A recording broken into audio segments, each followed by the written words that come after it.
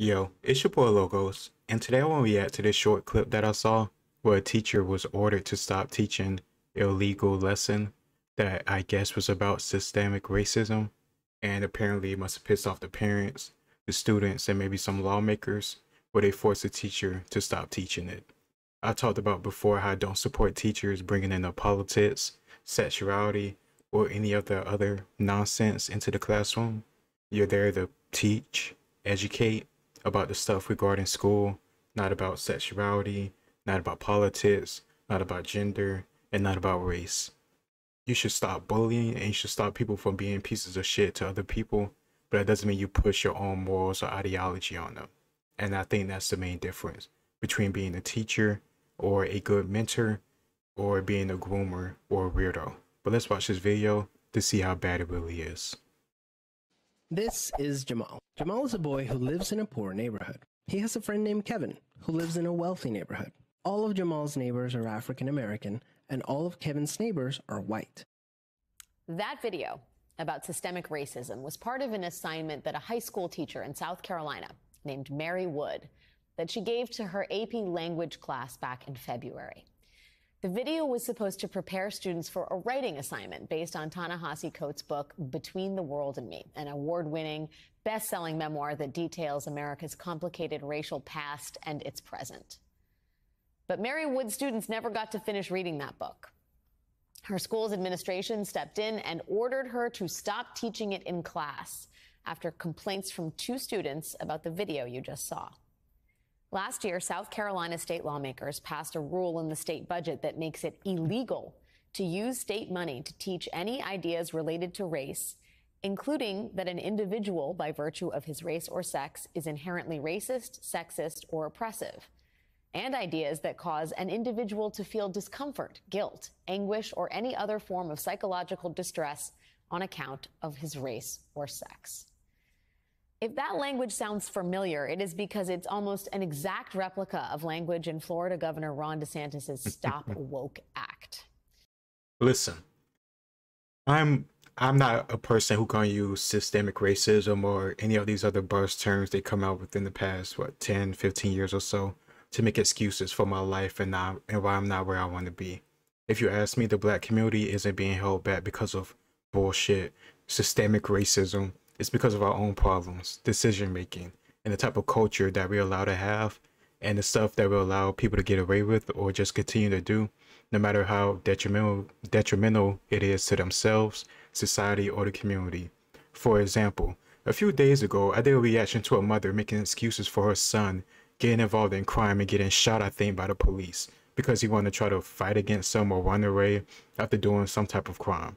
And she has a nerve to say, I can't control him. It's not up to me what he does. It's not my problem. It's really not my fault. Like, you're his parent. If you can't control him, who can? And since it's nobody else's job to control them, he's gonna go to prison. I'm not gonna feel bad for your damn son when he goes to prison doing some shit he shouldn't do. All these excuses about, oh, he's poor, oh, he's this, oh, he's young. Stop it. Like, everybody on this planet, especially everybody in the West, you have an option of getting involved in crime and not. After a certain point, you need to rise up and understand this is your life. You need to make the best of it. It is not everybody else's job to make sure that you're fine, you're good, you're okay, you're not being all this little hurt and stuff. Like, please, give me a break. People have their own issues to deal with. I have no time for these people that just want to make excuses and cry and bitch and moan all the time about how hard they have it. We all have it fucking hard. But the people that get through this stuff are usually successful, and then you end up being either jealous or inspired, or you wish it was them. But you don't want to do the work to be them. You rather sit on your ass complain and shit. Fuck out my face. And thanks to the emails those two students sent to a member of their school board, we know just how uncomfortable these students were. One email reads in part, hearing the teacher's opinion and watching these videos made me feel uncomfortable. I actually felt ashamed to be Caucasian. I understand an AP language where we are learning to develop an argument and have evidence to support it. Oh my God. This topic is too heavy to discuss. Listen, I believe within a certain point, especially after, getting parents' written permission since they're not grown adults yet, that these children should be able to have complex conversations, especially to compare them or prepare them to when they get into college. And I say that even though I think colleges nowadays and universities are mainly brainwashing facilities, but even still, having complex, uncomfortable conversations is fine within a certain dynamic. I'm gonna be completely honest with you. I'm black as hell, but if I was white, I'm not feeling uncomfortable or feeling bad for shit. You would think I'm gonna feel bad because I grow up in a nice community, because my parents decided to stay together, or they chose good jobs, or they decided not to get involved with criminal activity? Or you think I'm supposed to feel bad because my parents decided to get married before having me and staying married? Are you fucking serious? And the idea that this is just a white thing. No, like there are plenty black families, there are plenty Hispanic, Asian families.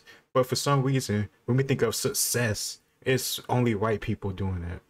That would kind of bother me at the start too.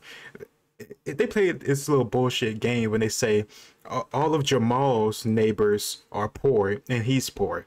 Meanwhile, this white kid, he's not poor and all his neighbors aren't poor either. Well, like, no shit. If you grow up in a freaking non-poor neighborhood, of course all your other neighbors are not going to be poor just like you. And this whole black thing about all the neighbors being black or all the neighbors being white, that has nothing to do with systemic racism, or is never that simple as they try to make it seem. Maybe it just could be dealing with the fact that more often than not, people usually live around each other when they look the same. Usually people that look the same stay around people that look just like them, simply because of the fact that that's what they're familiar with. And oftentimes they grew up in that same neighborhood or area, so they know exactly the people around them and they're comfortable with them. So of course they're gonna go to an area they're comfortable with, not because they're not allowed in a different area, but because that's not where their people are. There's no reason for them to go to a certain area if there's nothing for them to go and get. Not a conversation, not a service, or a product. Another wrote, I was incredibly uncomfortable and was in shock that she would do something illegal like that. Oh yeah, I kind of went on a different soapbox, but like I was saying too, if you're a white person or any person alive today, you have no reason at all to feel bad about slavery or the civil rights movement, unless somehow, some way you had a time machine and you was down there being on black people, hanging black people, etc., etc. Like, seriously, this is stupid. It's as stupid as me as a black man getting upset, or like, if I make the argument that I don't want white people to stereotype me because of other random black people getting involved in crime, having baby mamas or baby daddies, having children that are redlocked, being on Section 8, and all these other benefits, but not being shit at all, not having any type of good to contribute to society. Like, if I don't like people trying to compare me to them just because I'm black, why in the hell am I going to sit here and, especially a young kid, that's what really pissed me off. They do this shit to young children who are so easily influenced. That's also part of that LGBTQ stuff, but that's a different topic for a different video. But they put this stuff on these young kids that can't even stand up for themselves. They don't know how to defend themselves. They don't know the full history. They don't understand that a lot of these teachers or a lot of these people aren't, what's the word? They're not motivated to teach, or they're not motivated to do this type of lesson because they actually want to educate. They're trying to push their ideology. But these young kids are so young and they don't know anything yet that they can't understand that.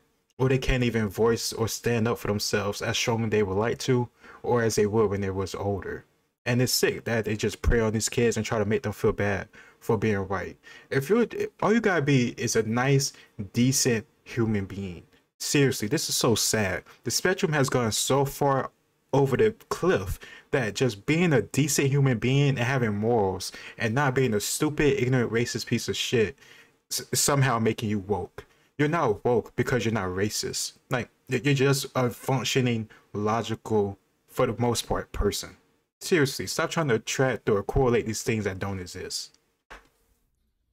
The students sent their complaints not to the teacher, but to a sympathetic school board member who was instrumental in escalating the matter. That board member, Elizabeth Bernhardt, ran for and won her seat with an endorsement from the Lexington County chapter of Moms for Liberty.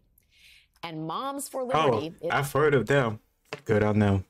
Good on Moms for Liberty. ...is quite enthusiastic about what is happening in Mary Wood's classroom. Earlier this week, they retweeted, teaching critical thinking does not require indoctrination. It doesn't. Students are pushing back. Now, Moms for Liberty is an organization that first gained national attention by disrupting school board meetings in Florida over COVID policies intended to mitigate the spread of the virus. The group has since expanded its reach nationwide with what they say are 285 chapters in 44 states. And Moms for Liberty has expanded its focus as well to target books and the teaching of race, LGBTQ rights, and other inclusive curricula. That mobilization prompted the Southern Poverty Law Center to designate Moms for Liberty an extremist group. Hey, I wouldn't be surprised if I have some MSNBC people over from this video, but seriously, I don't give a damn about what the SPLC says about a certain group. I'm not so stupid or naive or just blindly following that would just, oh, yo, they must be evil because the SPLC, ACLU must have said so. Like, the ACLU defended a pedo who performed necrophilia on a 14-year-old girl and her mother, from my understanding, over 40 years ago. And that piece of scum finally got the lethal injection that he truly deserved. And these disgusting people at the ACLU saying that he wasn't treated right because they didn't affirm his gender and give him gender affirming therapy.